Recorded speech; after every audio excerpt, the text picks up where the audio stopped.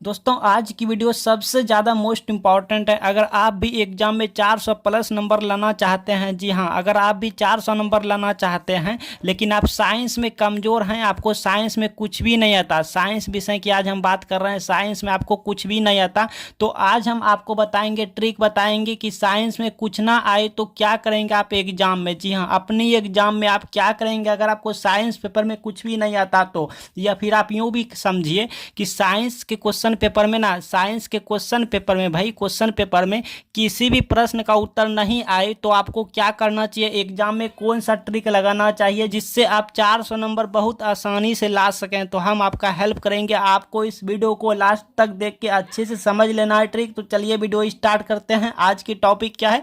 Topic है science में कुछ भी ना आए तो क्या करें एग्जाम में।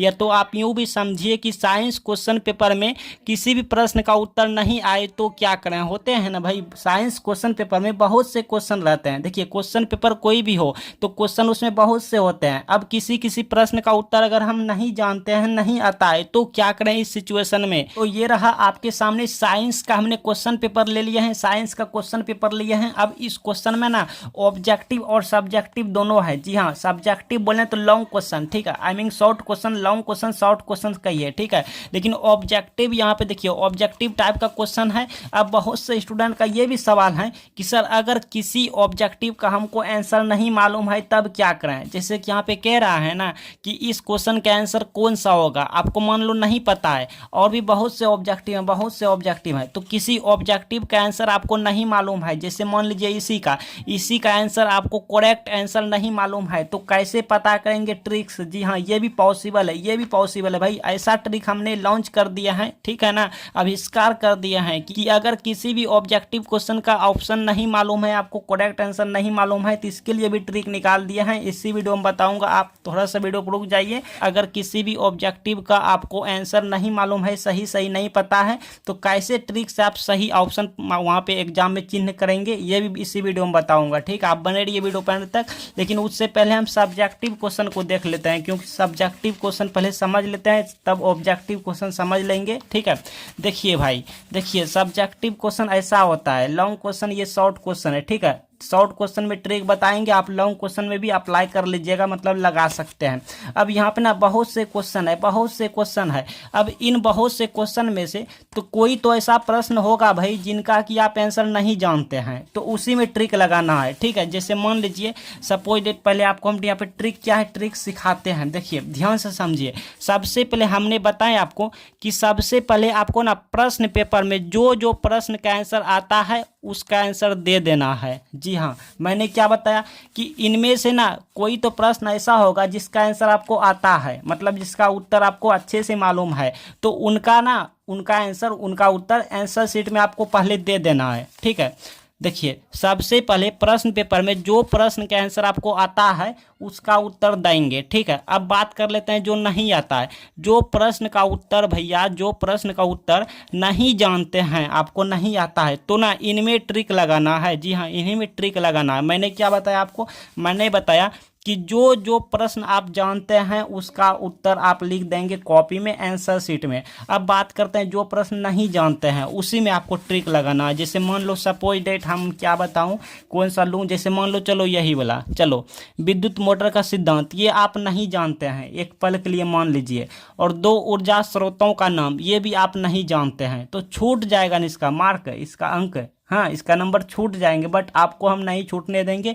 आप प्रश्न पेपर में जो भी प्रश्न का उत्तर नहीं जानते हैं, अब चाहे यही प्रश्न क्यों ना हो, यही प्रश्न क्यों ना हो, आप जो भी प्रश्न का उत्तर नहीं जानते हैं वो एग्जाम में कैसे लिखेंगे इस वीडियो में मैं बताने जा रहा हूँ। तो ट्रिक सीखिए। ट्रिक क्या है? ट्रिक है कि सबसे पहले आपको ना ऑब्जेक्टिव में खोजना है, ऑब्जेक्टिव में खोजना है, ये ट्रिक है। ऑब्जेक्टिव में क्या खोजना है, चलिए सीखते हैं बारीकी से।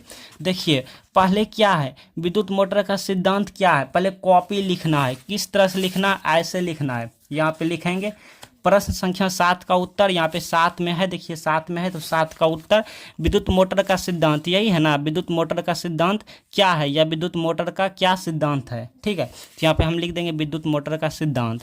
अब यहाँ पे अपने से लिखेंगे, अपने मन से इसी क्वेश्चन को कि विद्युत मोटर का सिद्धांत वह सिद्धांत है जो अपने से बना के, ठीक है, जो। अब आगे क्या लिखना देखिए, हमने ट्रिक में क्या बताया, हमने ट्रिक में बताया नंबर 1 में कहता है, ट्रिक नंबर 1 में कि ऑब्जेक्टिव में खोजना है। चलिए खोजिए, क्या खोजना है, विद्युत मोटर ही खोजना है या इससे रिलेटेड खोजना है। तो चलिए विद्युत मोटर रिलेटेड देखते हैं, ऑब्जेक्टिव में पूछा है क्या, खोजिए। तो चलिए आ जाइए, ऑब्जेक्टिव में हम खोज रहे हैं, ऑब्जेक्टिव में खोजना है ऑब्जेक्टिव में कहीं मिल जाए तो ट्रिक नंबर 1 लागू हो जाएगा, ठीक है। देखिए मिल गया यहाँ पे देखिए आप इसको ध्यान से, विद्युत मोटर परिवर्तित करता है, 4 ऑप्शन आपके सामने है। तो अगर इसका आप आंसर जानते हैं तो बहुत ही अच्छी बात है, ठीक है। तो ये विद्यार्थी जिसका हम क्वेश्चन पेपर लिए हैं वो इसका आंसर जानते थे, तो आई होप लगता है वो मेरा ट्रिक लगाया होगा, ठीक है, क्योंकि वो मेरा ट्रिक वीडियो देख के एग्जाम गए थे, ठीक है, पिछले साल बताए थे। तो उन्होंने देखिए ऐसे भी किया है और ये दिया है, मतलब ये लगता है ट्रिक लगा लिया है, ठीक है।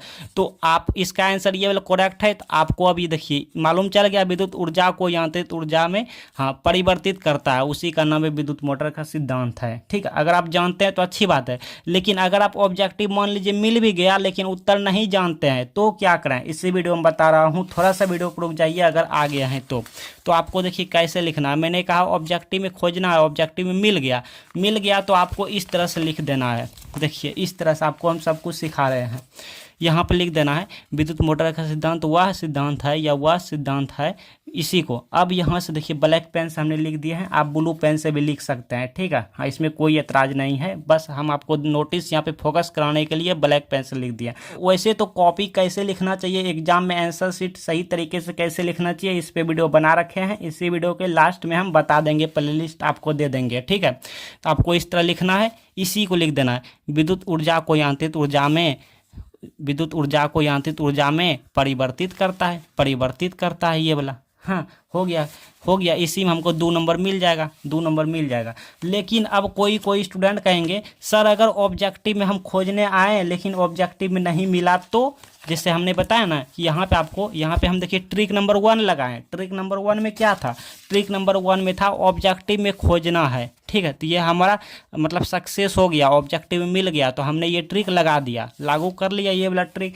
लेकिन अब कोई स्टूडेंट कहेंगे सर अगर ऑब्जेक्टिव में हम खोजने आए लेकिन ऑब्जेक्टिव में ये वाला प्रश्न पूछा ही ना गया हो तो ये वाला ट्रिक फेल कर जाएगा, तब ये ट्रिक नहीं लगेगा, ये ट्रिक फेल कर गया। कहाँ से, मतलब कैसे आप लगाएंगे जब ऑब्जेक्टिव में मिलेंगे ही नहीं। जैसे विद्युत मोटर का सिद्धांत, ये विद्युत मोटर परिवर्तित करता है, ये मिल गया। अगर ये क्वेश्चन ऑब्जेक्टिव में नहीं पूछता, विद्युत मोटर रिलेटेड नहीं पूछता ऑब्जेक्टिव में, तो आप ट्रिक नहीं लगा पाते ना, तो ये ट्रिक हमारा फेल कर जाएगा। इस कंडीशन में हम आगे बढ़ेंगे, ठीक है। आगे आज ये दूसरा नंबर, ये ट्रिक नहीं तब लागू होगा।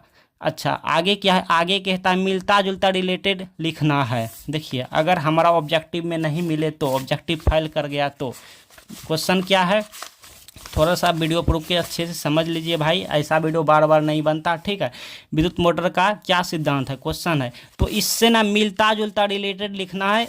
ट्रिक नंबर 2 कहता है अगर हमारा ट्रिक फेल कर गया 1 नंबर तो मिलता जुलता आपको ना रिलेटेड लिखना है। क्या लिखना है भाई, इससे रिलेटेड क्या हो सकता है, इससे रिलेटेड ये हो सकता है, देखिए विद्युत मोटर का सिद्धांत अगर आप नहीं जानते हैं तो इससे रिलेटेड क्या हो सकता है, विद्युत जनित्र का सिद्धांत हो सकता है भाई, हो सकता है कि नहीं। अगर आपको याद है इसके बारे में, कुछ भी याद है, थोड़ा सा डायग्राम सब कुछ भी याद है तो आप लिख देंगे, कैसे लिखेंगे ये भी बता रहा हूँ।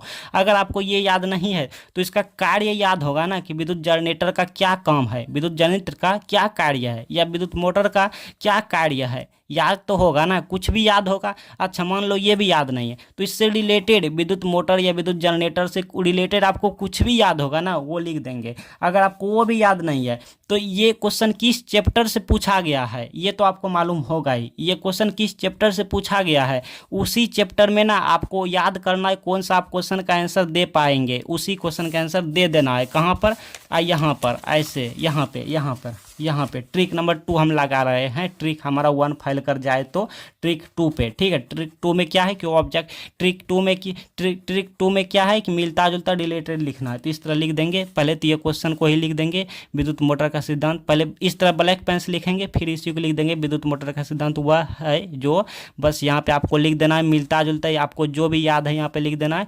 फिर तो इससे ही विद्युत मोटर का सिद्धांत कहते हैं, और उसको ब्लैक पेन से हाईलाइट करना है या अंडरलाइन करना है, ठीक है। हम बता देंगे कॉपी आपको कैसे लिखना है, क्योंकि कॉपी सही तरीके से सही ढंग से प्रेजेंट करना है एग्जाम में, हाँ, इसी में आपको नंबर मिलते हैं, ठीक है। अच्छा, अब बहुत से स्टूडेंट कहेंगे सर हमको कुछ भी याद नहीं है, वो भी याद नहीं है, तो क्या करें, ठीक है। आपको हम ना सभी क्वेश्चन में ट्रिक लगा लगा के बताएंगे, इसी वीडियो में सब क्वेश्चन में हम ट्रिक लगाएंगे। आप थोड़ा सा रुक जाइए, अच्छे से सीख लीजिए, आपको हम सिखाने आए हैं। तब देखिए, अगर आपको मिलता जुलता रिलेटेड कुछ भी याद नहीं है, ये भी याद नहीं है, तो ये भी हमारा ट्रिक फाइल कर जाएगा। तब आपको थर्ड में आना है, कुछ भी नहीं आए, ट्रिक थर्ड में कहता है अगर आपको कुछ भी नहीं आए, मतलब विद्युत मोटर रिलेटेड कुछ भी नहीं आए, आप कुछ भी नहीं जानते हैं, तब आपको क्या करना है, तब किसी प्रश्न का उत्तर आपको जो याद है वो लिख देना है। मतलब आपको जो प्रश्न का याद है, जो प्रश्न का आंसर आपको याद है वो लिख देना है यहाँ पर, ठीक है। यहाँ पे आपको लिख देना लास्ट में। तो इसे ही विद्युत मोटर का सिद्धांत कहते हैं। अगर आपको कुछ भी याद नहीं है तो, ना ही ऑब्जेक्टिव में मिला, ना ही आपको रिलेटेड कुछ भी याद है, जो आपको याद है वो लिख देंगे। लेकिन सादा पेज, खाली पेज आपको नहीं छोड़ना है, क्योंकि सादा पेज, खाली पेज छोड़ेंगे तो उस क्वेश्चन का नंबर आपको 0 मिल जाएंगे, मतलब कुछ भी नहीं मिलेंगे। लेकिन आप कुछ भी लिख देते हैं तो 1 नंबर मिलने का भी चांस बन जाता है, क्योंकि एग्जामिनर आपके कॉपी में वहाँ पे लिखा हुआ ढूंढने की प्रयास करता है। एग्जामिनर को वहाँ पे आंसर ना सही, लेकिन वहाँ पे क्वेश्चन रिलेटेड ही कुछ ना कुछ लिखा होना चाहिए। एग्जामिनर सादा पेज और खाली पेज वहाँ पे देखना नहीं पसंद करते हैं, ऐसे बच्चे को एग्जामिनर फाइल भी कर देते हैं, ठीक है। सादा पेज, खाली पेज मिलेंगे तो फाइल कर देंगे, या तो आप बहुत कम क्वेश्चन का जवाब दिए हैं, बहुत से पन्ना खाली है तो आपको फाइल कर दिए जाएंगे। इससे अच्छा है कुछ कुछ लिख दो बना बना के, ठीक है। अच्छा चलिए आगे, अगला क्वेश्चन में हम ट्रिक लगाते हैं।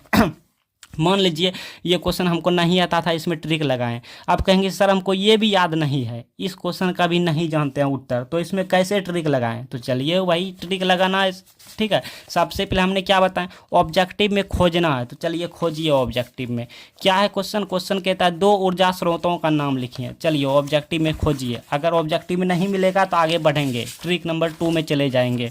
ऑब्जेक्टिव में खोजिए, इस तरह से खोजिए। देखिए मिल गया, देखिए मिल गया।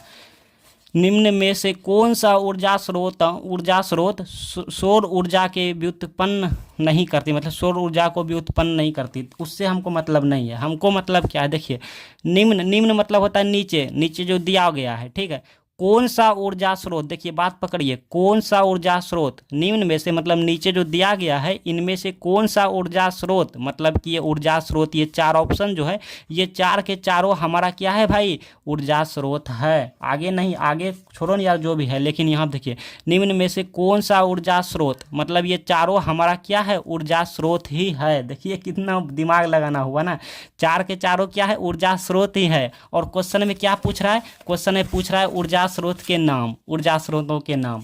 क्या गो, 2 को पूछ रहा है, 2 ऊर्जा स्रोतों के नाम पूछ रहा है, 2 गो, लेकिन हमको मिल गया 4 गो। भूतापीय ऊर्जा, पवन ऊर्जा, नाभिकीय ऊर्जा, जैव मात्रा, ना मिल गया ना। तो हम यहाँ पे 2 को उठा के लिख देंगे, भूतापीय ऊर्जा, पवन ऊर्जा, ठीक है। हमारा ट्रिक नंबर 1 काम कर गया। हमारा जो ट्रिक नंबर 1 है ऑब्जेक्टिव में खोजना, यही हमारा काम कर गया। तो हम आगे क्यों बढ़ें, अगर ये काम नहीं करता तो आगे बढ़ जाते हैं, ठीक है। रिलेटेड लिख देते हैं, रिलेटेड उससे कुछ भी लिख देते हैं, या कुछ भी नहीं आए तो आपको जो भी ऊर्जा नाम है याद है वो लिख देते हैं, ठीक है।